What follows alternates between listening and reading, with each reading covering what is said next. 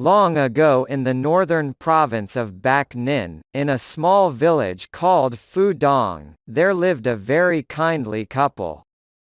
They had been married for many years and worked hard in the rice fields, but had not been blessed with a child.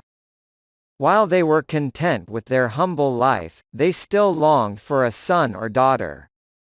One day while working in the rice fields, the wife saw large footprints in the wet mud. "Oh my! Who could have such large feet?" she exclaimed.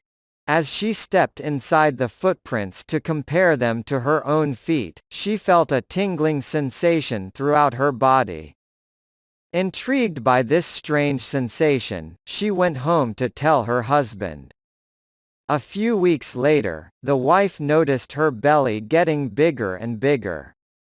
She and her husband quickly realized she was pregnant, and they were overjoyed. The elderly couple thanked the Lord for granting their sole wish. In time they gave birth to a charming boy they named Jiang. They adored the boy and took good care of him, but Jiang was a strange baby. He was very small and never seemed to grow. He never smiled or spoke. 3 years passed, Jiang couldn't crawl, roll over, or walk. He would spend his days just eating and sleeping. But his parents still loved him dearly. "Someday, you will grow up to be a fine man," whispered the mother to her baby. For years the people of the Phu Dong village lived in peace. The one day the invaders from the north launched an attack on the Van Lang kingdom. The king sent many soldiers to protect the northern border, but the invaders were too strong. The enemies destroyed many villages and kept on advancing. In desperation, the king sent his ambassadors to all of the villages in search of strong, brave men to join the fight. One day, the ambassador reached the village of Phu Dong. His announcement quickly spread throughout the village, and the men of the village prepared for battle. When word reached the home of the young Jiang, the boy astonished his parents by suddenly sitting up and speaking for the first time. "Mother and father, please invite the ambassador to our home so I can speak with him." When the ambassador reached Jiang's home, he was amazed that a toddler could speak so eloquently. "Sir, I have a request," began Jiang. "Please tell the king to make me an iron suit of armor, a metal conical hat, a long sword, and an iron horse that would fit a giant. Bring these things as quickly as you can and I will help you defeat the invaders." The ambassador knew that the heavens must have sent this young child to be a protector of the kingdom.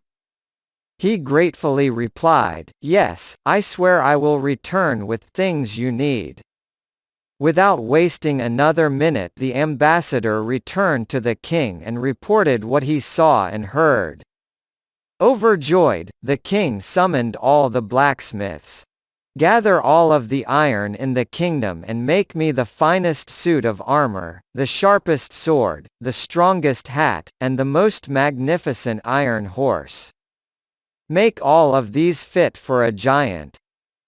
For 3 days and nights, all of the blacksmiths worked hard to finish these things for Jiang.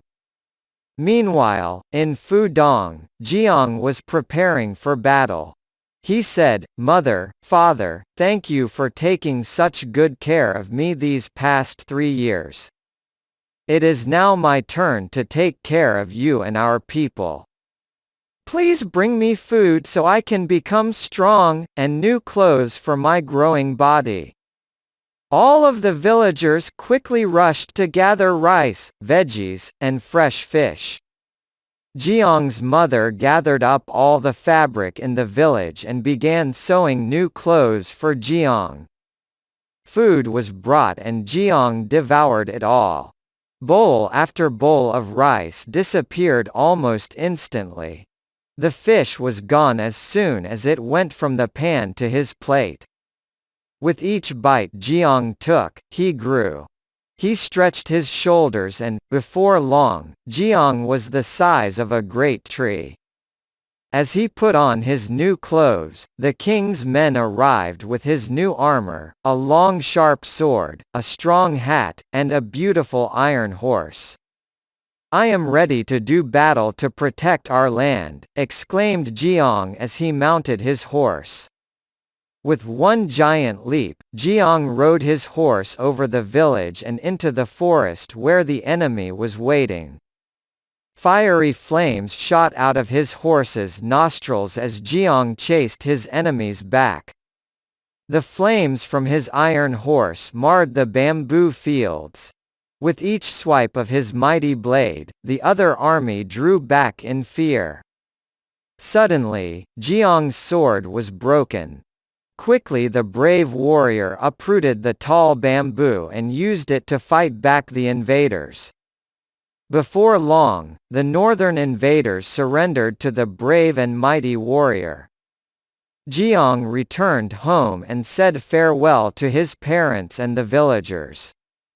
Then he rode straight to Sock Mountain, removed his armor and gave a bow to Mother Earth before leaping into the heavens with his iron horse. The king and people of Vietnam were very thankful for Jiang's goodness and bravery. The king had a temple built at the Phu Dong village to honor Tan Jiang or Saint Jiang and proclaimed him the warrior Phu Dong Thien Vong, the celestial king who was sent from the heavens to protect the people.